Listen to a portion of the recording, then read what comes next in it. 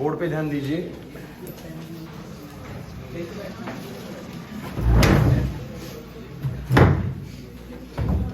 अब आप मुझे एक बात बताइए, लास्ट क्लास मैंने आप लोगों को दो तरह की वेव्स के बारे में बताया था।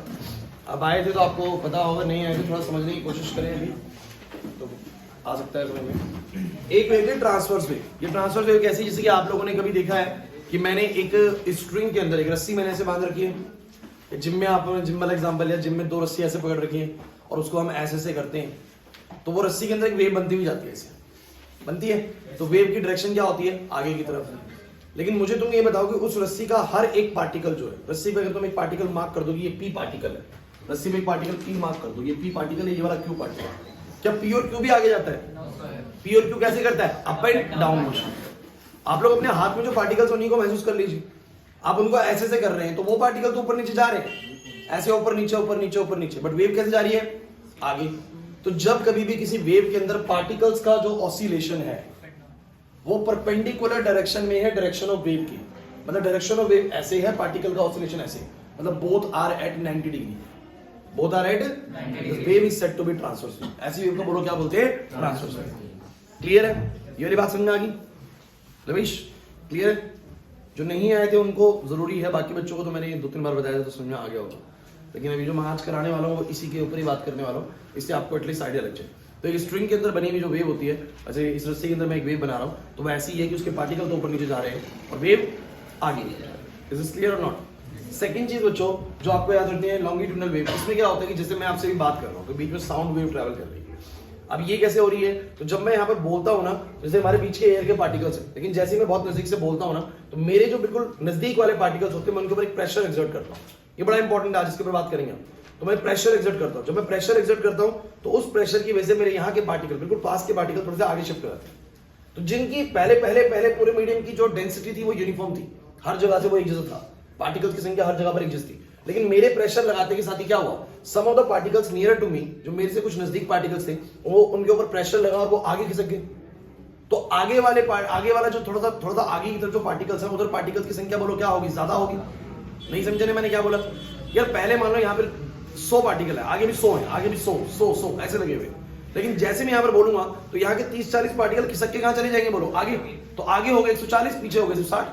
तो एक रीजन ऐसा हो गया जहां पर पार्टिकल की संख्या ज्यादा है और एक रीजन ऐसा हो जहां पर पार्टिकल की संख्या बोलो क्या कम। इसको बोलते हैं रेयरफाइड रीजन और ये बोलते हैं कंप्रेस्ड रीजन। अरे नहीं, मेरी बात समझे? और ऐसे में आपसे बोले जा रहा हूं और ये वेव का पैटर्न इसी तरीके से ट्रैवल हो रहा है in the form of compression, rarefaction, compression, rarefaction, इस तरीके से वेव चल रही है। लेकिन इस वेव में और उस वेव में आप मुझे बस अंतर बताइए, क्या आपको बड़ा ही मेजर डिफरेंस दिखता है? बच्चों 4:10 तक लास्ट क्लास में एंट्री ले लिया करो सभी, क्योंकि मैं ये 7-8 मिनट का गैप ना हमेशा आप देखते हो मैं शुरू लेट ही करता हूँ, इसी कारण से कि मुझे पता है 4 बजे शुरू भी करूंगा ना तो भी बीच में रुकूंगा। जल्दी लो लेकिन 4:10 से लेट कोई भी बच्चा मत करो।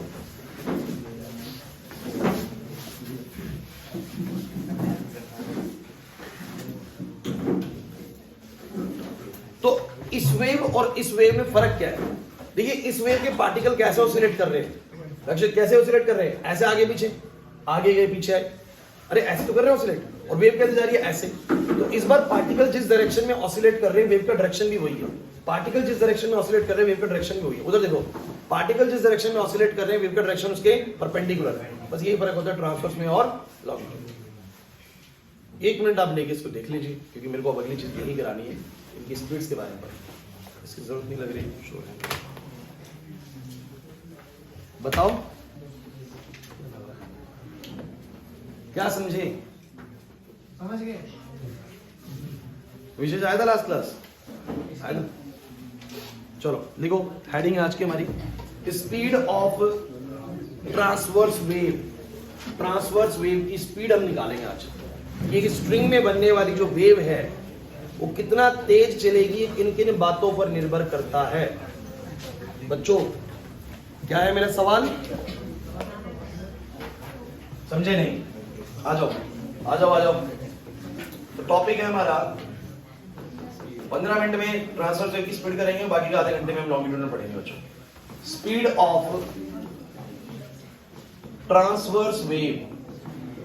अभी कौन सी ट्रांसवर्स वेव, बड़ा कौन सी कहां बनती है ट्रांसवर्स वेव? स्ट्रिंग के अंदर और एक रस्सी के अंदर। मैं ऐसे से कर रहा हूं, एक ही समझ लो, एक के अंदर ही कर रहा हूं। इधर तो रस्सी के particle up and down motion कर रहे हैं, the wave is travelling in this direction, मतलब परपेंडिकुलर ट्रैवल कर रही है। अब आपसे ये सवाल किया जा रहा है कि जो इस रस्सी में वेव बन रही है, ये कुछ ऐसे बन रही है ना, ऐसे बन रही है इस रस्सी के अंदर वेव। तो वो कह रहे हैं कि जो स्ट्रिंग के अंदर ये जो वेव बन रही है, ये जो वेव बन रही है, इस वेव का स्पीड कितना होगा, ये किन किन बातों पर निर्भर करता है। मैं अच्छा आप लोगों से एक बात पूछता हूं, क्या ये चीज रस्सी के खिंचाव पर निर्भर करेगी? मतलब कि रस्सी ढीली है तो स्पीड अलग बनेगी और रस्सी टाइट है तो स्पीड अलग बनेगी, लगता है? लगेगा, है ना? अगर थोड़ी रस्सी टाइट है ना तो इतनी जल्द दोगे एकदम से निकलती हुई जाएगी, और ढीली रस्सी तो हो सकता है कि आपने इसमें वेव बनाई और वो यहीं पर ही खत्म होगी, हो सकता है ऐसा। तो थोड़ी सी टाइट रस्सी के अंदर आप पाएंगे कि वेव जो है ना एकदम से तेज बनता हो जाएगा। मानते हो कि नहीं मानते? इसका मतलब इस रस्सी में कितना टेंशन है। टेंशन, अब ये चीज तुम लोगों ने लॉज ऑफ मोशन चैप्टर के अंदर पढ़ा होगा। रस्सी को जब हम खींचते हैं तो उसके अंदर जो एक फोर्स पैदा होता है उसको हम बेसिकली टेंशन बोलते हैं। नहीं पता, थोड़ा सा सुन लीजिए कि जैसे कि ये रस्सी है, इस रस्सी को आप लोगों ने यहाँ से फोर्स लगाया तो जो इसके पार्टिकल्स हैं, इस रस्सी के पार्टिकल्स हैं, ऑब्वियसली बात है जब आप फोर्स लगाओगे तो किसी एक साइड के पार्टिकल दूर चले जाएंगे, और जब वो दूर जाएंगे तो आपको पता है रस्सी के पार्टिकल्स के बीच में कोई इंटरमोलिकुलर अट्रैक्शन है, तभी तो रस्सी बंधी हुई है ऐसे, तभी उसके पार्टिकल नजदीक बैठे हैं। तो जब आप उनको दूर करने की कोशिश करते हैं तो रस्सी के पार्टिकल वापस से पास आने की कोशिश करते हैं, जिस फोर्स को हम क्या बोलते हैं? टेंशन बोलते हैं। क्या बोलते हैं? टेंशन बोलते हैं। ज्यादा कुछ नहीं है, मतलब कि रस्सी को जब आप खींचते हैं ना तो रस्सी के पार्टिकल्स के बीच में दूरी क्रिएट हो जाती है, और वो उस दूरी को वापस से कम करने के लिए अपोजिट डायरेक्शन एक फोर्स पैदा करते हैं, जिसको हम क्या बोलते हैं? टेंशन। ज्यादा नहीं सोचना, आपको बस इतना सोचना है रस्सी ढीली है तो टेंशन कम है, और रस्सी टाइट है तो टेंशन ज्यादा। टेंशन मतलब उसमें खिंचाव। दूसरी चीज, आपको नहीं लगता कि रस्सी का मास भी डिसाइड करेगा स्पीड ज्यादा बनेगी या कम बनेगी? Yes sir. अब आपको क्या लगता है, भारी रस्सी में स्पीड ज्यादा तेजी से बनेगी या हल्की रस्सी में? भारी में। कॉन्सेप्ट को थोड़ा सोच के जवाब देना। मैं जब एक जर्क पैदा करूंगा इसके अंदर, सुनो, मैं जब इस वेव में एक जर्क पैदा करता हूं, मैं एक जर्क पैदा कर रहा हूं, तो ये वाले पार्टिकल शुरू वाले उठे, मेरे एक जर्क से शुरू वाले पार्टिकल उठे। अब क्या होता है बताओ जरा, यहां की डिस्टर्बेंस जब इसको उठाती है तो ग्रेविटी की वजह से ये नीचे बैठ जाती है और अब अगले वाले पार्टिकल उठ जाते हैं। अरे ये तो होता है, फिर थोड़ी देर बाद उससे अगले वाले उठ जाते हैं। अब आपको क्या लगता है कि जो भारी पार्टिकल ओवर हुए, रस्सी भारी हुई तो जल्दी जल्दी उठ के वेव आगे ट्रैवल हो जाएगी, या हल्की हुई तब जल्दी जल्दी उठ के ट्रैवल हो जाएगी? मिल गया जवाब आप लोगों को?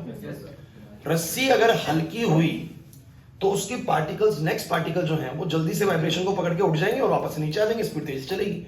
बट अगर रस्सी भारी हुई तो आपको पता है कि इसके नेक्स्ट पार्टिकल्स को उठने में भी क्या लगेगा? टाइम, बिकॉज आप जानते हैं भारी चीजों का इनर्शिया ज्यादा होता है। भारी चीजों का इनर्शिया क्या होता है? ज्यादा। तो वो इतनी जल्दी ना उठती हैं ना जल्दी रुकती है। पता है नहीं मेरी बात? तो आपको एक बात मेरे को तो अभी से समझ में आ रहा है यहाँ पर क्या, कि एक स्ट्रिंग में जो वेव बनेगी उसकी जो स्पीड होगी वो दो फैक्टर्स पे तो मुझे निर्भर होती लग रही है। एक तो टेंशन पे, आप खुद लॉजिक लगाओ ना, छोड़ो सारी बातें, ऐसे ही आइडियाज लगा के फॉर्मूले तैयार करे जाते हैं कि एक तो लग रहा है कि ढीली रस्सी होगी तो कम स्पीड बनेगी और टाइट रस्सी होगी तो ज्यादा स्पीड बनेगी। एक लग रहा है कि हल्की रस्सी हुई तो अलग तरीके से स्पीड बनेगी और भारी रस्सी हुई तो अलग स्पीड बनेगी। सहमत हो या नहीं? तो मुझे अभी दो फैक्टर नजर आ रहे हैं, मुझे कोई तीसरा फैक्टर अभी नजर नहीं आ रहा। एक मास वाला हो गया, एक हम लोगों का हो गया क्या बोलते हैं, क्या बोल रहे हैं, टेंशन वाला, कुछ बच्चे कहेंगे लेंथ वाला, तो मैं लेंथ वाला भी मास में इंक्लूड करता हूं। किस तरीके से आइए देखिए। तो हम मान के चलते हैं let the velocity depends, velocity in a string depends on first tension in the string, इसमें डिपेंड कर रही है, बोलो स्ट्रिंग में कितना टेंशन है, and second mass per unit length ले लेते हैं, मास per unit length of string. इसको बच्चों म्यू से डिनोट करते हैं। ये क्या होता है मास पर यूनिट लेंथ? मैं आपको समझा देता हूं। जैसे कि मान लो मेरे पास एक रस्सी है, ध्यान देना, मेरे पास एक रस्सी है, उस रस्सी की जो पूरी लेंथ है, उस रस्सी की जो पूरी लेंथ है वो 10 यूनिट की है, और जो उसका मास है, और जो इतना होता नहीं मास, मैं एग्जांपल के तौर पे ले रहा हूं, मास इसका 20 kg है, होगा नहीं इतना, वैसे बोल रहा हूं, बहुत भारी तो हो भी सकता है। मास 20 kg है, लेंथ 10 मीटर, तो इसका मास पर यूनिट लेंथ कितना होगा? 10 मीटर पर अगर इसका 20 kg मास है तो हर एक यूनिट लेंथ पे इसका मास कितना हो जाएगा बोलो? तो ये हो जाएगा m by में l। क्या हो जाएगा?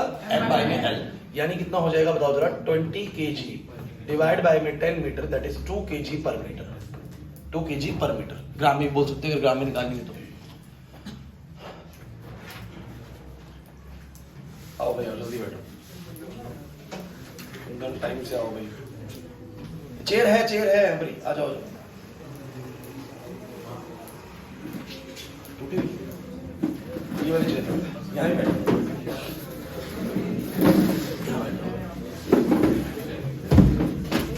बच्चों प्लीज, बोर्ड पे सबकी नजरें, जल्दी नहीं क्या खुसर कर रहे हैं तो बात सीधे रखो। तो मुझे बताओ मास पर यूनिट लेंथ का मतलब क्या होता है? स्ट्रिंग के उस रस्सी की 1 यूनिट लेंथ पर कितना मास है, उसका मास पर यूनिट लेंथ है। तो मुझे बताओ अगर पूरी 10 मीटर पे 20 kg है तो मास पर यूनिट लेंथ कितना हो गया बोलो? 2 kg पर मीटर। तो मुझे लगता है विशेष इस रस्सी में कितनी तेज वेव जाएगी, इस स्ट्रिंग के अंदर कितनी तेज वेव जाएगी, कितनी स्पीड से वेव जाएगी, मुझे लगता है 2 बातों पर निर्भर करता है। एक टेंशन पे और एक चीज क्या, मास पर यूनिट लेंथ, कि उसका हर 1 यूनिट लेंथ का मास कितना है। बिकॉज आपको पता है कि मास भी डिसाइड करेगा वेव तेजी से चलेगी या धीमे। क्योंकि मुझे तो लगता है कि मास अगर ज्यादा भारी हुआ तो तेज चल नहीं पाएगी, और अगर मास कम हुआ तो थोड़ा तेज जाएगी, है ना, क्योंकि जल्दी जल्दी उड़ जाएंगे पार्टिकल, जल्दी जल्दी ट्रैवल कर जाएंगे। एग्री और नॉट? तो भैया अब इन 2 बातों पे लगती है, लेकिन मुझे अब ये पता है कि वेलोसिटी इन पे डिपेंड तो है। अब याद करो डायमेंशनल एनालिसिस मैंने बहुत बार सिखाया आपको थ्रू आउट द ईयर ना, अलग अलग चैप्टर्स में आता है। तो ये ऐसे करते हैं बच्चों कि जैसे वेलोसिटी मुझे लग रहा है कि टेंशन पर भी डिपेंड कर रही है और मास पर यूनिट लेंथ पर भी डिपेंड कर रही है, लेकिन मुझे नहीं पता कि डायरेक्टली डिपेंड कर रही है या इनवर्सली डिपेंड कर रही है। भाई हो सकता है कि ज्यादा होने पे ज्यादा हो और ये ज्यादा होने पे ये कम हो, मतलब मुझे नहीं पता डायरेक्ट रिलेशन है या इनवर्स रिलेशन है। दूसरी बात, अगर डायरेक्ट भी रिलेशन है तो मुझे नहीं पता कि पावर 2 है या पावर 1 है। जैसे मुझे तुम बताओ सेंट्रीपिटल फोर्स का फॉर्मूला ये होता है, तो मास भी डायरेक्टली प्रोपोर्शनल है, वेलोसिटी भी डायरेक्टली प्रोपोर्शनल है, लेकिन मास की पावर 1 है और वेलोसिटी की पावर क्या है, 2 है। तो डायरेक्ट रिलेशन भी है, लेकिन मुझे ये नहीं पता कि पावर 1 है, पावर 2 है, पावर 3 है। तुम कहते हो सर मुझे तो लग रहा है टेंशन के साथ डायरेक्ट रिलेशन है, ज्यादा टेंशन होगी तो ज्यादा तेज स्पीड चलेगी, ज्यादा टेंशन ज्यादा स्पीड, मुझे ऐसा लग रहा है सर डायरेक्ट रिलेशन है। तो तुम बताओ डायरेक्ट है तो क्या पावर 1 है या पावर 2 है? क्योंकि डायरेक्ट में तो पावर 1, 2, 3 कुछ भी हो सकता है ना। तो मुझे नहीं पता कि डायरेक्ट रिलेशन है या इनवर्स रिलेशन है, और मुझे नहीं पता कि उसके साथ पावर भी क्या है। तो मैं ऐसे में क्या करता हूं बच्चों की पावर लेट कर देता हूं ए और बी। याद करो डायमेंशनल एनालिसिस सभी बच्चों ने पढ़ा हुआ है कि नहीं? विशेष अपना हट के बैठ जाओ और ये दे दो मैम जो दे दी। सबने डायमेंशनल एनालिसिस पढ़ा हुआ है कि नहीं पढ़ा हुआ? बिल्कुल सेम चीज रिपीट करूंगा। अगर आप लोगों ने एक बार भी पढ़ा हुआ है तो काम चल जाएगा, और नहीं पढ़ा हुआ तो दिक्कत है। अरे यार मैम को बोलना माचिस की डिब्बी और दिन थी, पीनी नहीं है कुछ भाई, कुछ काम है।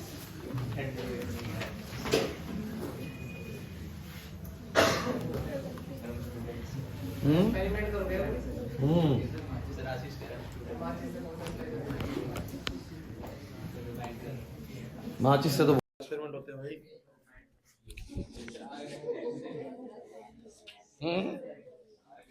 हेलो, हाँ भाई, बस इसमें 5 मिनट लगने अब।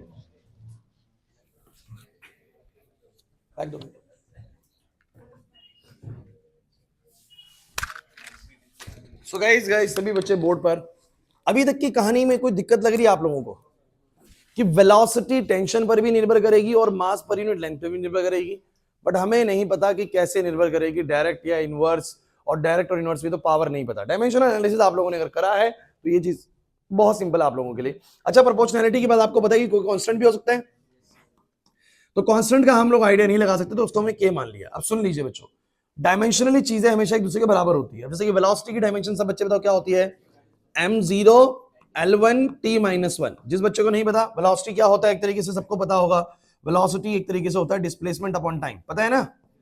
और डिस्प्लेसमेंट आप लोगों का लेंथ में होता है, टाइम आप लोगों का सेकंड में होता है। मतलब आप यूं बोलेंगे सर मीटर पर सेकंड, अरे मीटर पर सेकंड मतलब मीटर पर सेकंड मतलब कि ये लेंथ होती है और ये टाइम होता है। समझ में आ रही बात? अरे बहुत बेसिक चीज है यार, पहला चैप्टर आप लोगों को ये 12th क्लास का 11th क्लास का। तो m0 होता है, L1 होता है, t-1 होता है, मीटर पर सेकंड। इसके बाद टेंशन एक तरह का फोर्स है। टेंशन क्या है यार? फोर्स है। और फोर्स का डायमेंशन क्या होगा? तो फोर्स का डायमेंशन, फोर्स होता है मास इंटू एक्सेलरेशन। मास होता है m, एक्सेलरेशन क्या होता है? मीटर पर सेकंड स्क्वायर, मीटर पर सेकंड स्क्वायर यानी LT-2। सबको पता होना चाहिए फोर्स का डायमेंशन होता है m1 L1 t-2 की power a। And guys mass per unit length का डायमेंशन क्या होगा? क्योंकि ऊपर मास है नीचे लेंथ है, तो m नीचे से l ऊपर जाएगा, तो बोलो क्या बनेगा बच्चों? m L-1 t0 की पावर b। किसको समझ नहीं आया मुझे बता दो फटाफट से। सबको सारी डायमेंशन बराबर समझ में आ रही है? अब इनको देखते हैं कि a और b क्या निकले, हम निकालते हैं इसके जरिए कि a और b एक्चुअली में क्या होगा। तो सभी बच्चे मुझे बताओ m0 l1 t minus 1, m की पावर a आएगा, l की पावर a आएगा, t की पावर माइनस 2a आएगा, यहां पर m की पावर b आएगा, l की पावर माइनस b आएगा, 0 आएगा। सही, बेस सेम होने पे पावर ऐड हो जाती है, तो m के बेस सेम है तो पावर हो जाएगी a प्लस बी, l का बेस सेम है तो पावर हो जाएगी a माइनस बी और माइनस 2a। अब इन दोनों को हम क्या करेंगे, कंपेयर करेंगे। On comparing a plus B की वैल्यू बोलो कितनी आ गई 0, a माइनस बी की वैल्यू कितनी आ गई 1 और माइनस 2a की वैल्यू आ गई माइनस 1, तो a की वैल्यू होगी बच्चों 1/2, कोई दिक्कत नहीं है। a 1/2 तो कहीं भी पुट कर दो, a की वैल्यू 1/2 तो b की वैल्यू, अब आप लोग कहेंगे ना सर आपको किस बार डायरेक्ट इनवर्स है, अरे भैया अगर डायरेक्ट रिलेशन हुआ, यहां पर डायरेक्ट रिलेशन हुआ तो पावर पॉजिटिव आ जाएगी, और अगर उसका एक्चुअली में इनवर्स रिलेशन होता होगा ना तो पावर कैसे आ जाएगी, नेगेटिव, क्योंकि अगर पावर नेगेटिव हुई तो डिवाइड में आ जाएगा। अरे भूल गए क्या ये चीजें, पक्का, अगर पावर नेगेटिव हुई तो वो चीज क्या आ जाएगी, डिवाइड में, तो अपने आप इनवर्स रिलेशन मिल जाएगा। तो हमें आंसर मिल गया है, ए हमारा हाफ है, बी हमारा माइनस हाफ है, आप देख लीजिए। और इसके जरिए मैं जो फॉर्मुला बना रहा हूं, फॉर्मुला सभी बच्चों को ध्यान से देखना है कि मैं फॉर्मुले में क्या लिखने वाला हूं, क्लास बोर्ड पे सभी बच्चे, इसको मैं साइड में कर देता हूं। तो फॉर्मूला हमारा तैयार हुआ है बच्चों की, वेलोसिटी बराबर में k टाइम्स ऑफ t की पावर बोलो क्या a, यानी हाफ, और म्यू की पावर कितना बोलो माइनस हाफ, जो कि बड़ा क्लियरली मैं बता रहा है कि t की पावर हाफ अपॉन में म्यू की पावर हाफ। क्या तुम जानते हो पावर हाफ का मतलब रूट होता है, पावर हाफ का मतलब क्या होता है, रूट। तो बोलो क्या आएगा, k, उसका भी रूट इसका भी रूट, तो बोलो क्या आ जाएगा t बाय में म्यू। और बाद में हम ये कहते हैं कि इन एसआई सिस्टम हमने ये पाया कि k की वैल्यू 1 है। अब आप कहोगे सर ये कैसे पता लग जाता है k की वैल्यू 1 है, फॉर्मूला एक्चुअली में ये मिला है, k की वैल्यू 1 बच्चों ऐसे पता लगी कि मुझे, देखो ध्यान से सुनना, अगर समझ में आ जाए तो बहुत बढ़िया। मैं कई बार बता चुका हूं k हमें कैसे पता लगता है। जैसे कि मान लो हम लोगों ने एक्सपेरिमेंटली करके देखा, हमने एक्सपेरिमेंटली इसमें क्या करा, एक टेंशन रखी, एक खिंचाव रखा कि हाँ भाई इतने यूनिट का खिंचाव है, तो टेंशन हमने अपने अकॉर्डिंग रख ली। इसका मास पर यूनिट लेंथ हमने नाप लिया था कि इसकी 1 यूनिट लेंथ पे मास कितना है। अब ये दोनों के हिसाब से हमने कैलकुलेशन करी वेलोसिटी की, फॉर्मूले के अकॉर्डिंग, समझना, फॉर्मूले के अकॉर्डिंग। और एक हमने देखा कि प्रैक्टिकली कितना स्पीड देखने को मिला, हमने उसके अंदर देखा, नोट करा ऐसे करके कि इतना स्पीड मिला। अब जो हमें स्पीड मिला ना, वो एग्जैक्टली जो उसकी वैल्यू थी वो इस कैलकुलेशन के बराबर तभी आ सकती है जब k की वैल्यू क्या हो, बोलो 1 हो। जैसे कि मैं आपको समझाने की कोशिश करता हूं, मैं कहने क्या चाह रहा हूं। मान लीजिए कि आपका वेलोसिटी का कैलकुलेशन, अभी k को हटा दीजिए, root of T by mu से जो आंसर आ रहा है वो आ रहा है 50। इस k को मैं कुछ नहीं रख रहा अभी, root of T by mu से कितना आ रहा है बोलो 50 आ रहा है। और प्रैक्टिकली देखने को मिल रहा है कि स्पीड जा रही है 100 की, कितने की जा रही है बोलो, तो आप समझेंगे कि 50 वाला फॉर्मूला सही काम नहीं कर रहा, इसका मतलब एक कांस्टेंट भी है, दो कांस्टेंट है, क्योंकि हमारा कैलकुलेशन 50 कह रहा है, उधर 100 मिल रहा है। एक बार और करके देख लेंगे, हमारा कैलकुलेशन कह रहा है कि आंसर आना चाहिए 30 आना चाहिए, इसके हिसाब से वहां देखने को मिल रहा है 60, कितना मिल रहा है बोलो, तो इसका मतलब एक कांस्टेंट और है, बोलो कितना, 2। तो लेकिन हमने पाया कि जितना हमारा root of T by mu का कैलकुलेशन आता है, प्रैक्टिकली भी वैल्यू उतना ही मिलता है। इसका मतलब यहां पर कोई भी कांस्टेंट मल्टीप्लाई में नहीं है, नहीं आया ना विनय समझ में भाई। ये हमने प्रैक्टिकली और कैलकुलेटिव दोनों तरीके से करके देखते हैं, और तब देखते हैं कि इस कांस्टेंट का वैल्यू क्या मिलेगा। समझ नहीं आया भाई, नहीं आया भाई समझ में, नहीं आई वाली बात समझ में, दोबारा बताऊं। मैंने बोला कि इस फॉर्मूले के अंदर आपको के का डाउट था, तो के को कैसे आइडिया लगाते हैं कि भैया पहले तो root of T by mu ही कैलकुलेट करके देखो, कि कुछ टेंशन प्लेस कर दो रस्सी के अंदर, कुछ मास पर यूनिट लेंथ ले लो और उसके हिसाब से वेलोसिटी कैलकुलेट कर लो। इस फॉर्मूले से कर ली, मान लो इससे आंसर 50 आ गया, और प्रैक्टिकली भी जाके देखा वो 50 ही मिला, इसका मतलब फॉर्मूले में कोई चेंज करने की जरूरत नहीं है, ऐसे ले लो। लेकिन प्रैक्टिकली अगर 100 मिल जाता तो मैं कहता इसका मतलब 2 और मल्टीप्लाई करना है, इसका मतलब कांस्टेंट है यहाँ पर इस फॉर्मूले में। क्लियर हुआ या नहीं हुआ, क्योंकि कांस्टेंट्स के बारे में डायमेंशनली पता लगा नहीं सकते बच्चों, क्योंकि कांस्टेंट्स की डायमेंशंस नहीं होती है। तो भैया आप लोग इस फॉर्मूले से क्या समझ रहे हो, सभी बच्चे मुझे बताओ फॉर्मूले से क्या समझ रहे हो, हालांकि बस के को 1 लेके कर देगा। फॉर्मूले को क्या समझ रहे हो कि टेंशन ज्यादा हुई तो स्पीड ज्यादा होगी भाई, खिंचाव ज्यादा है तो तेज जाएगी भाई। लेकिन अगर कर दिया है, पहले तुम मुझे बस इतना बता दो, सबको ये टॉपिक स्पीड ऑफ ट्रांसफर से समझ में आया? ये एक्चुअली में टॉपिक किस बेस पे है कि एक स्ट्रिंग के अंदर बनी हुई जो वेव है उसकी रफ्तार क्या होगी। अब मुझे क्या लगता है, मुझे लगता है कि उसकी रफ्तार 2-3 चीजों पर डिपेंड करेगी। It is one of the tension, tension कितना है उसमें, खिंचाव कितना है, दूसरी चीज उसका मास पर यूनिट लेंथ पे कितना है। और ये लॉजिकली शुरू में ही लग गया था कि अगर मास ज्यादा हुआ तो स्पीड कम होगी, इनवर्स रिलेशन भी मिला है हमें, और टेंशन ज्यादा होगी तो स्पीड ज्यादा होगी, खिंचाव ज्यादा एकदम निकलेगी वेव उसके अंदर से। क्लियर है कि नहीं, सही बात है। तो बाद में देखा भी हमने, तो प्रूव करके, तो हमने कहा वेलोसिटी इन दोनों पे डिपेंड करती है, बट कैसे डिपेंड करती है मुझे नहीं पता था, मैंने पावर ए और बी लेट कर ली। और आपको पता है कि चीजें डायमेंशनल एक दूसरे के बराबर होती है ना, तो यहां पर आप लोगों को ध्यान रखना है कि डायमेंशंस रखी, सॉल्व करा, ए और बी निकल के आ गया, वहां पर हाफ और माइनस हाफ पुट करा, तो पता लगा टेंशन के डायरेक्ट रिलेशन में और म्यू के इनवर्सली, लेकिन पावर रूट में है बच्चों। तो चलिए गाइस, ये क्वेश्चन आप लोगों को मैंने दिया था, इस क्वेश्चन को करना कैसे था, बोला गया था कि स्टील वायर है जिसकी लेंथ, अभी ऐसा में समझिएगा स्टील वायर कैसे ऑसिलेट करेगी, बहुत ही हल्के मास की है, तो बहुत पतला अगर स्टील लेंगे तो वो ऐसे ऐसे ऑसिलेट कर जाएगा। तो वो कहता है कि उसका लेंथ कितना है, बोलो 0.72 मीटर्स, उसका मास देखो ना कितना कम है, खुद देखो ना मास कितना कम है, अरे बहुत कम है बच्चों, 5 ग्राम है एक तरीके से बस ये, क्लियर। तो बताओ जरा उसके बाद क्या कहता है, if the wire is under a tension of 16 newton, तो मुझे बताओ what is the speed of the transverse wave, तो स्पीड कितनी होगी, बोलो root of T by mu. What is mu, mu is mass per unit length, mu is nothing but it is mass per unit, तो मास है इतना, बातें नहीं, length है इतनी, ये है बच्चों म्यू, मैं सीधा इधर ही पुट कर दूंगा, तो बोलो कितना आएगा, टेंशन 60 और म्यू की वैल्यू ये रही, नीचे वाली चीज ऊपर चली जाएगी।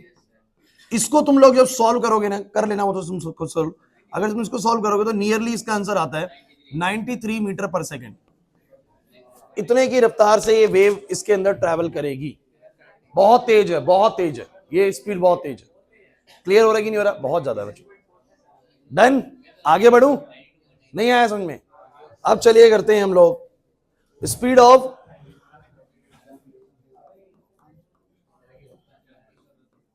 फिर वही बातें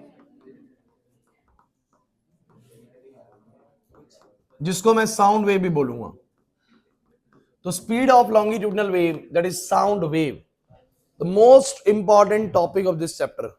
मैं आपको बता रहा हूं कि मतलब इसके आने के चांसेस बहुत ज्यादा हाई है, 100% तो नहीं कहूंगा, कभी कभी ड्रॉप कर देते हैं, लेकिन इतना ज्यादा इंपॉर्टेंट है कि टीचर्स जनरली भूलते ही नहीं, मतलब 10 बार अगर वो पेपर डिजाइन करेंगे तो 9 बार वो आप लोगों को स्पीड ऑफ साउंड के ऊपर क्वेश्चन देंगे। इधर आप लोगों को स्पीड ऑफ साउंड 2 क्लास चलेगा, अभी मतलब आज कुछ ही हो पाएगा और नेक्स्ट क्लास में बाकी का होगा, ठीक है। पहले न्यूटन्स फॉर्मूला तैयार करेंगे जो कि गलत हो जाएगा, उसके बाद लैपलेस उसको करेक्ट करेंगे, ठीक है, तो बहुत इंपॉर्टेंट है भैया, वो न्यूटन है, वो गलत भी करेंगे तो भी वैल्यू है उसकी। सुनिए, तो speed of longitudinal wave that is sound wave, मैं भी आपसे बात कर रहा हूं, चलो मेरा आपसे सवाल है, मैं अभी आपसे बात कर रहा हूं, मेरी साउंड आप सब तक पहुंच रही है, कितने की स्पीड से पहुंच रही है, मैं बोलता हूं और आपको सुन जाता है, देख रहे हो एक बारी में, ऐसा तो लैग तो नहीं आ रहा ना, लैग आ रहा है ऐसा कि मैं बोल रहा हूं तुम्हें थोड़ी देर बाद सुन रहा है, मेरी लिपसिंग अलग चल रही हो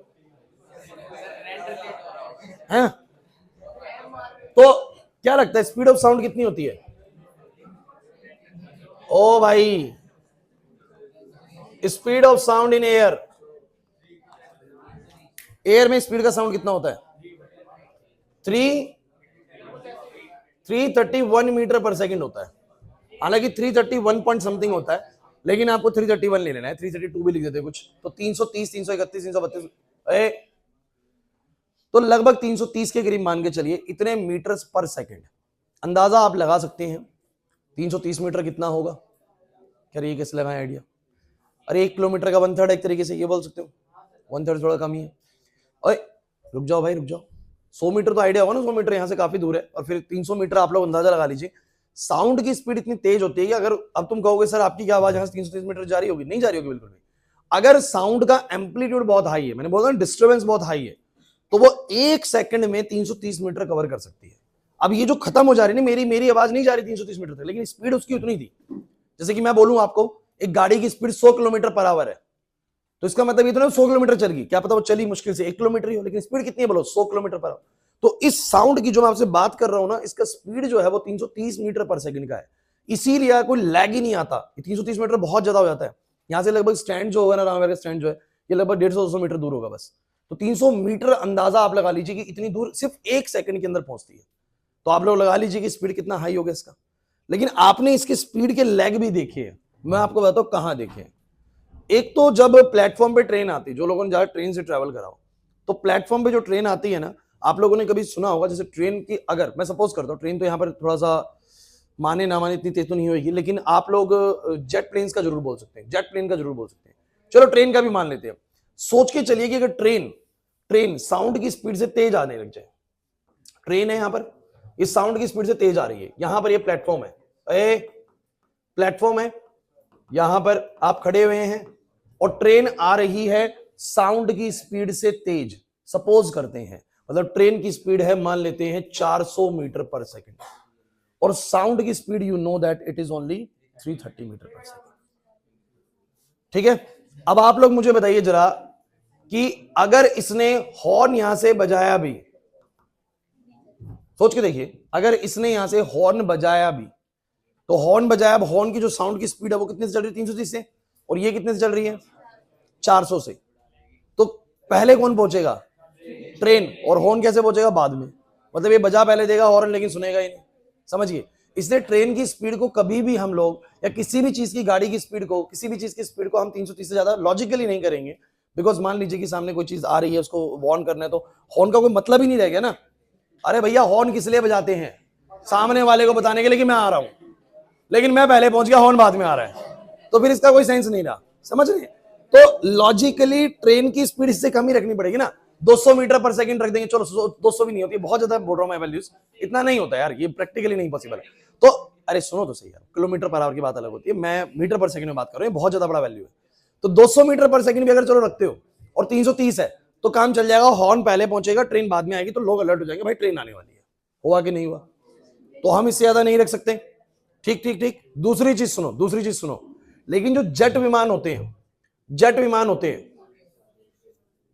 अब ये जेट विमान है, फाइटर जेट है, ओए रुक जा भाई, इनका स्पीड जो है रखा जाता है साउंड की स्पीड से तेज, क्योंकि भाई जब ये हवा में आएंगे तो वो एक साउंड पैदा करेंगे, बहुत तेज स्पीड में आते हैं। और सोचिए कि अगर इनका स्पीड हुआ कम, इनका स्पीड हुआ 200 का, और साउंड का स्पीड कितने का हुआ, 330 का, तो दुश्मनों की जगह पे जा रहे हैं। यहां पर पाकिस्तानियों को पहले ही पता लग गया कि भाई इंडियन जहाज आ रहा है, समझ रहे हैं बात को। 330 की स्पीड साउंड आएगी, ये आ रहा है धीमे धीमे, उसको पहले पता लग जाएगा, जेट प्लेन आ रहा है, उड़ा देंगे उसको, उड़ा देंगे। लेकिन ये क्या करते हैं, इसकी स्पीड को रखते हैं 500, क्या करते हैं बोलो, 500। ये पहले पहुंच जाएगा, इसकी जो आवाज पीछे से आ रही थी, इसकी हवा में चलने की जो आवाज है वो पीछे पीछे आ रही है, तो ये इतने में वहां पर बम गिराएगा, तब उनको आवाज आएगी कि हाँ ये तो कोई जेट एयरप्लेन आया था। समझ में आ रहा है कि नहीं आ रहा, अरे भाई नहीं आया समझ में। तो आपको जेट की, फाइटर जेट की स्पीड जो है ना, वो साउंड की स्पीड से कंपल्शन है ज्यादा रखनी। अगर ज्यादा नहीं रखी तो साउंड पहले पहुंचेगी, जेट बाद में पहुंचेगा, उसको उड़ा देंगे। और हम क्या चाहते हैं, जेट पहले पहुंचे और उसकी साउंड, तो इतने में तो ये घूम के वापस आए थे, तब उनको पता लगता है जेट आ गया भाई यहाँ पर। क्लियर हो रहा है कि नहीं हो रहा, समझ में आया कि नहीं आया, मैं क्या कहना चाह रहा हूं, नहीं आ रहा समझ में, पक्का क्लियर है भाई, सही है। तो ये आपका स्पीड का थोड़ा सा खेल है कि आपको स्पीड ऑफ साउंड जो है, मतलब ये देखो नेचुरली तो जो हम लोग हैं, हम लोग जिस सिचुएशंस में हैं, बहुत तरीके से सब कुछ एटमॉस्फेयर डिजाइन है, एयर का जो स्पीड है, क्योंकि इस हर मीडियम के अंदर, सुन लो मेरी बात, हर मीडियम के अंदर साउंड का स्पीड अलग अलग होता है। और जो मतलब मान सकते हैं कि भगवान ने जो संरचना करी है ना इस दुनिया की, उसमें जो एयर का जो डेंसिटी है ना, वो इस हिसाब से है कि इसका स्पीड 330 है, जो कि बहुत लॉजिकल है। सोचो ना कि अगर स्पीड बहुत कम होता, 5-6 मीटर पर सेकंड का स्पीड होता, तो अगर हम भागते भागते किसी को कुछ बोल रहे होते, तो वही दिक्कत आती जो जेट में आ रही है ना, कि हम पहले पहुंच जाते और हमारी आवाज बाद में, तो एक लैग रहता है हमेशा, और जो कि कम्युनिकेशन बेटर कभी बन नहीं पाता। समझ में आ रहा है कि नहीं आ रहा, कोई उल्टा सीधा बोल के चला गया, थोड़ी देर बाद सुन रहा है, वो चला गया, अरे रुक रुक रुक, क्या बोल के गया तू मेरे को, है ना। तो साउंड का स्पीड तेज होना चाहिए, जल्दी पहुंचे, है ना, ऐसा होना चाहिए। तो बहुत सही तरीके से सब कुछ डिजाइन है। अच्छा, आप लोगों को वैसे क्या लगता है, मेरे आपसे एक सवाल है, अभी हमारे बीच में एयर है, अगर बीच में पानी आ जाए या बीच में सॉलिड आ जाए, 3 मीडियम्स हैं, air, liquid, water, sorry air, liquid and solid, किस केस में आपको लगता है कि जो मेरी साउंड की स्पीड है, आप लोग कहेंगे सर पानी होगा तो हमारी अब कम्युनिकेशन नहीं हो पाएगी। मैं यार बात स्पीड की कर रहा हूं, बट डिस्टर्बेंस थोड़ी अलग हो जाती है पानी के अंदर, इसे सुनेगी नहीं, लेकिन स्पीड की बात कर रहा हूं। तो पानी में स्पीड ज्यादा होगी या सॉलिड में स्पीड ज्यादा होगी या गैस में स्पीड ज्यादा होगी? अच्छा क्या फर्क है, ओए इधर, तुम्हें ये बात तो पता है ना साउंड कैसे ट्रेवल करती है? एक बार उठा के लाते हैं इसको,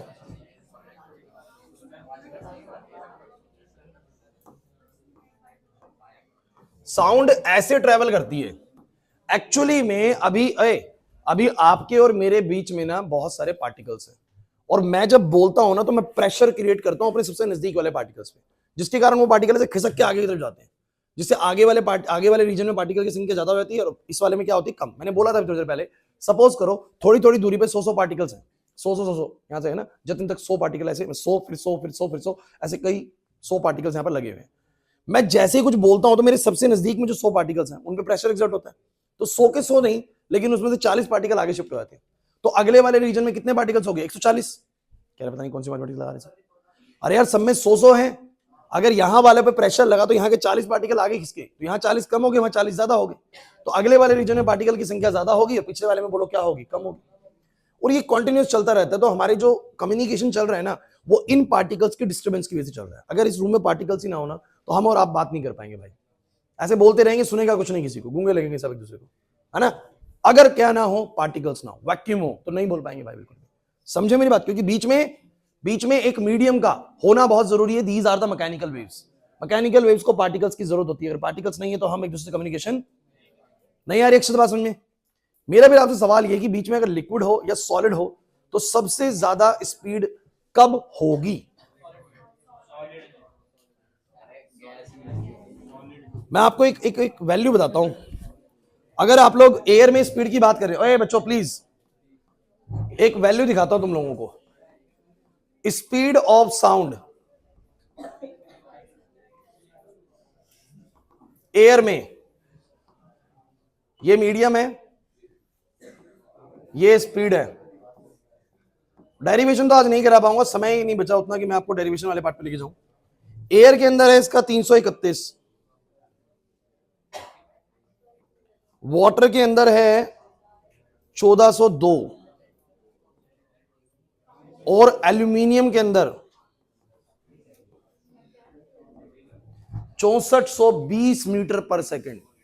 that much speed in the solids means in solids the sound will travel fastest, सबसे तेज चलती है और कई गुना ज्यादा तेज चलती है एज कंपेयर टू एयर। समझ रहे हैं बात को?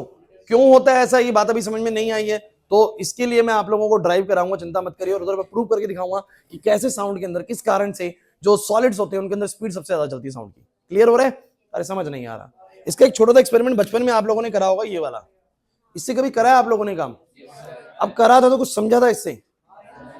कुछ नहीं समझा था। एक काम करते हैं, पकड़ो इसको, पीछे पास कर दो, दूर हो जाएगा थोड़ा सा, ले जाओ और ले जाओ, तान्या तक पहुंचा दो। बस तान्या रख लो, अभी रख लो।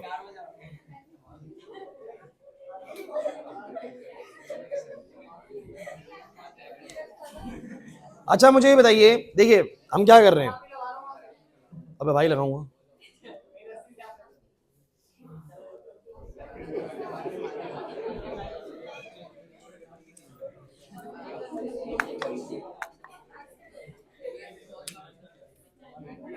बचपन में नहीं करा आप लोगों ने ये?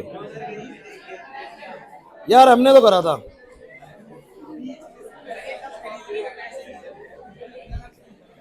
इससे सस्ता एक्सपेरिमेंट कुछ नहीं है भाई। अरे वो कहाँ है माचिस? माचिस थी कहाँ गई? ओए बच्चों बस शोर नहीं है, देखो दूसरे रूम में क्लास चल रही है, देखो अभी आपको दिखाते हैं।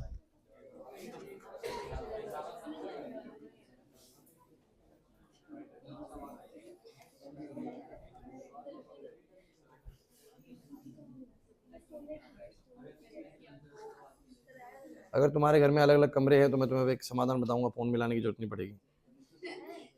अलग अलग कमरों में एक ये ऐसा हेडफोन लगा दो। सुनो देखो, अभी अगर सुनो, अभी जैसे मैं अभी बात कर रहा हूँ, तान्या से बात कर रहा हूँ या मैं किसी से भी क्लास में बात कर रहा हूँ, तो अभी जो मीडियम है मेरे और आपके बीच में कौन सा है? एयर है। स्पीड 331 मीटर पर सेकंड से जा रही है। सुन रहे? सुनिए ध्यान से।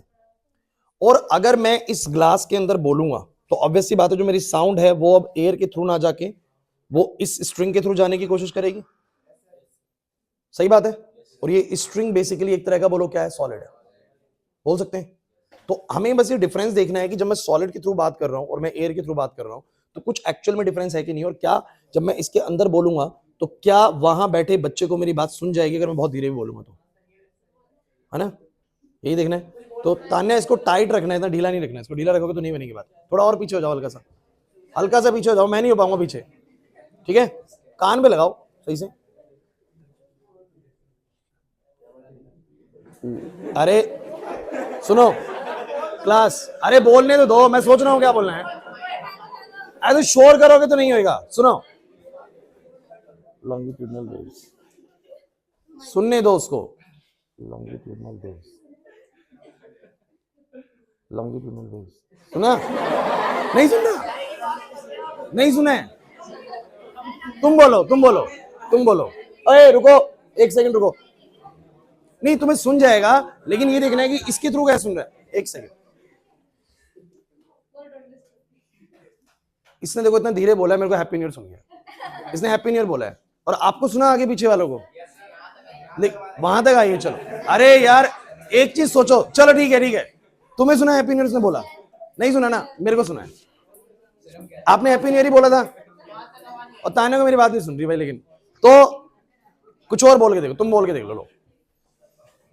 और सुन लो इधर से, बॉयज को दे दो, किसी को दे दो, जतिन को दे दो, जतिन को दे दो।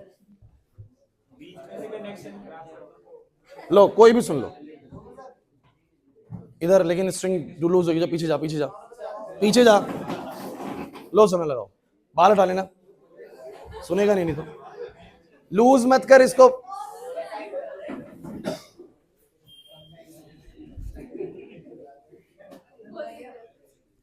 बे बोलना नहीं, इसको टाइट करो पहले।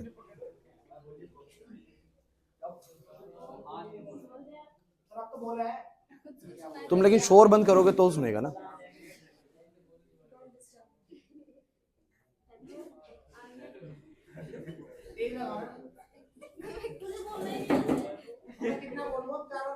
चल बोल बोल बोल।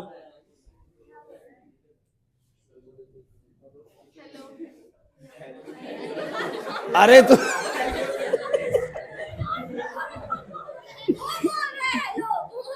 वो हेलो कर रहा है कि हेलो। उसकी सिर्फ बात सुनो, पूरी कोई लाइन बोल, ठीक है। वो मतलब कुछ बोल वैसे। अरे बच्चों देखो, इतना शोर करोगे तो वो मेरे को भी नहीं सुनेगा वो क्या बोल रहा है, कुछ सुनेगा ही नहीं। इसके लिए थोड़ा साइलेंट तो होना जरूरी है ना। रुको एक बार, अरे रुक जा, तू बोले यार, शोर मच रहा है, रुक जा। हाँ रुक जा, रुक जा, रुक जा, अब बोलियो।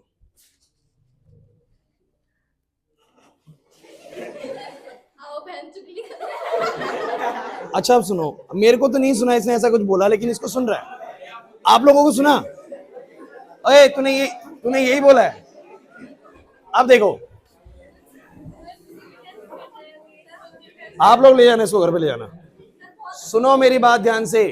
देखो उसने बोला आओ बहन चुगली करो, ठीक है, लेकिन सुनो तो। और ये चीज यहां मुझे नहीं सुनाई दी, सिर्फ इसी को सुनाई दी, आपको भी नहीं सुनाई दी होगी। इसका मतलब एयर के थ्रू तो ट्रैवलिंग नहीं हो रही है उस स्पीड की, उस साउंड की ना। किसके थ्रू हो रही है? इस स्ट्रिंग के थ्रू। और सिर्फ इस ग्लास के बाद जाते हुए सिर्फ स्ट्रिंग ही यहां से एक ऐसा मीडियम था जो इस साउंड को लेके जा रहा था। और उसने जो बोला वो आसानी से इसको सुन भी गया। हुआ कि नहीं? और बहुत धीरे बोला। क्लियर हो रहा है कि नहीं हो रहा? और अब नॉर्मल उसमें बात कर रहे हैं तो बहुत आसानी से सुनेगी ये चीज आराम से।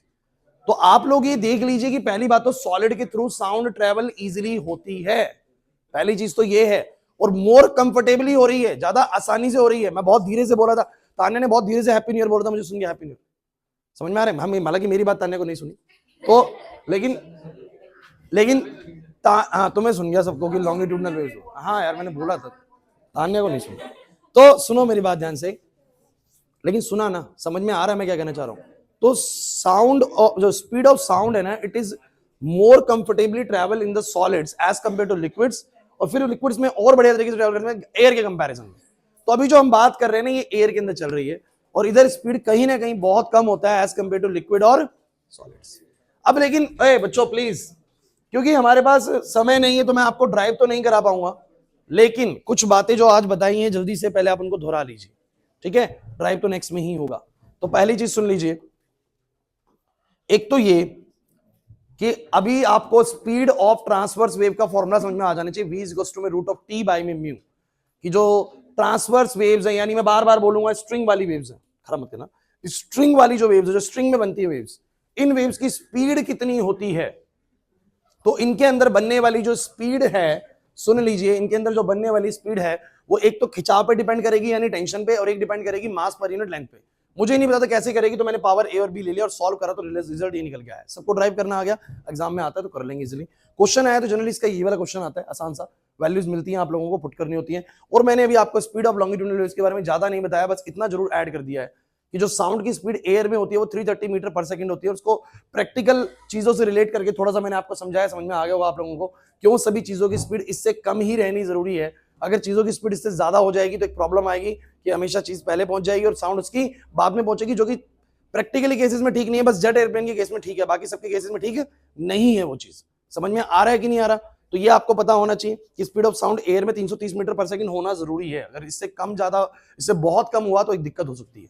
क्लियर होता है कि नहीं होता? फिर आप लोगों को ये वाली बात बताएगी कि हर मीडियम्स के अंदर स्पीड अलग अलग होती है, और साउंड की जो स्पीड है एयर में इतनी, वाटर में इतनी और एल्यूमिनियम में इतनी।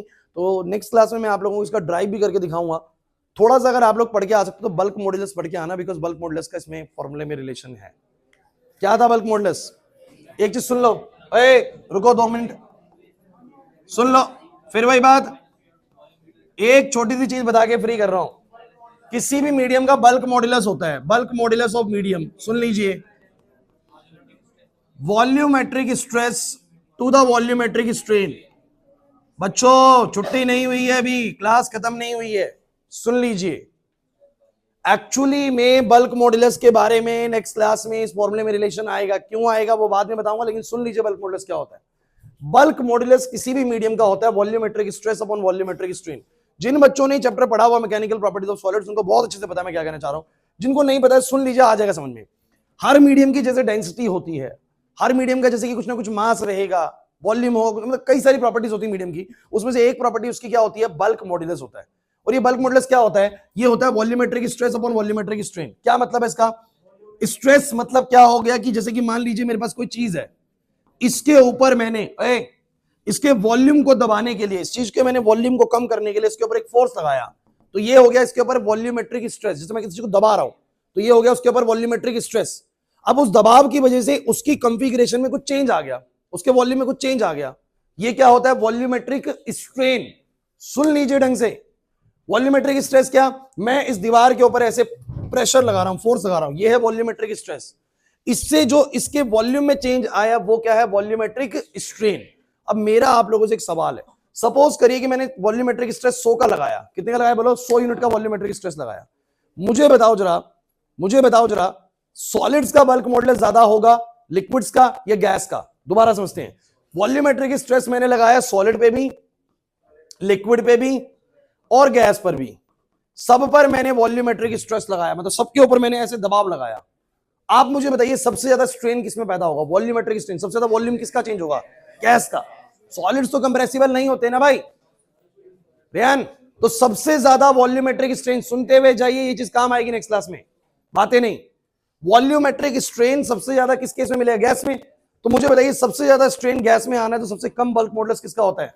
गैस का। और सॉलिड्स के अंदर वॉल्यूमेट्रिक स्ट्रेन बिल्कुल भी नहीं आना है, ना के बराबर आना है, बहुत कम स्ट्रेन आएगा, तो उसका बल्क मॉडुलस क्या होगा? बहुत ज्यादा। मैं नेक्स्ट क्लास में तुम लोगों से चाहता हूं कि जब मैं तुमसे मिलूं और बल्क मॉडुलस को लेकर बात करूं तो एक हल्का सा आइडिया हो कि हर मीडियम का बल्क मॉडुलस क्या बताता है। सॉलिड्स का बल्क मॉडुलस ज्यादा क्यों होता है? सुन लीजिए, सॉलिड्स का बल्क मॉडुलस सबसे ज्यादा होता है, फिर लिक्विड्स का होता है, और फिर बल्क मॉडुलस हमें बताता है कि जब इनके ऊपर, बड़ी इंपॉर्टेंट लाइन बोलूंगा रेहान, बातें मत कर, बल्क मॉडुलस हमें क्या बताता है? पहले तुम मुझे सब ये बच्चे बताओ कि बल्क मॉडुलस सॉलिड्स का ज्यादा क्यों? बताओ जरा। क्योंकि सर उसके ऊपर जितना मर्जी स्ट्रेस लगाएं, स्ट्रेन सबसे कम पैदा होना है। स्ट्रेन सबसे कम मतलब बल्क मॉडुलस सबसे ज्यादा, क्योंकि बल्क मॉडुलस होता है ratio of the stress to the strain. तो सॉलिड्स के ऊपर बहुत स्ट्रेस भी लगाएं तो स्ट्रेन बहुत कम पैदा होता है, बहुत कम की वजह से वो ज्यादा है। और गैसेस के अंदर स्ट्रेस लगाएंगे, जो स्ट्रेन पैदा होगा वो बहुत ज्यादा होगा, तो बल्क मॉडुलस बहुत कम होगा। तो गैसेस का बल्क मॉडुलस सबसे कम होता है और सॉलिड्स का बल्क मॉडुलस सबसे ज्यादा होता है। पहली बात तो ये वाली चीज क्लियर हो जाती है आप लोगों को? नहीं आ रही बात समझ? अब मैं बल्क मॉडुलस की चर्चा क्यों कर रहा हूं? कोई बच्चा सोच के बता सकता है कि क्यों मैं साउंड की स्पीड को कंसीडर करते हुए बल्क मॉडुलस की चर्चा कर रहा हूं? कौन बच्चा बताएगा क्लास में?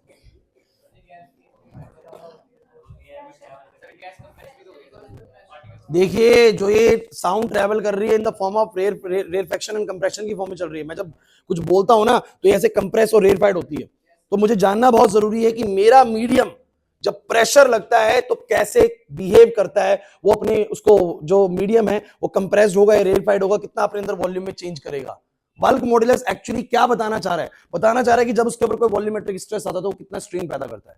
अगर बल्क मॉड्यूलस बहुत ज्यादा है, प्रैक्टिकली सोचो ना, बहुत ज्यादा है किसी का बल्क मॉड्यूलस, तो मैं तुम्हें बोलता था बहुत ज्यादा का मतलब क्या है, बहुत ज्यादा स्ट्रेस लगा होगा तब भी स्ट्रेन बहुत, क्योंकि ये चीज अगर ज्यादा है तो ये चीज ज्यादा होते हुए भी कम पैदा हुई होगी।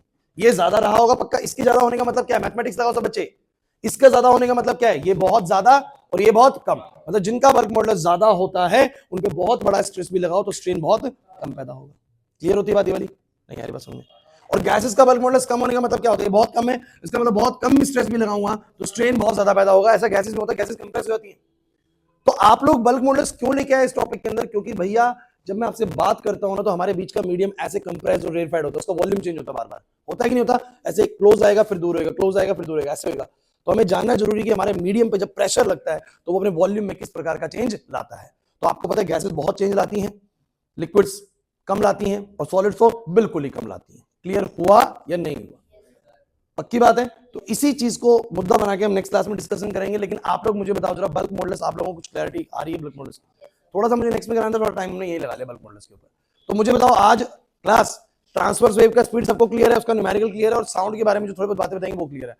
एक बात मैं आपको बता दूं, ऐसा हो सकता है बच्चों की फ्राइडे को आप लोगों को मुझे ऑफ करना पड़े किसी कारण से, ठीक है?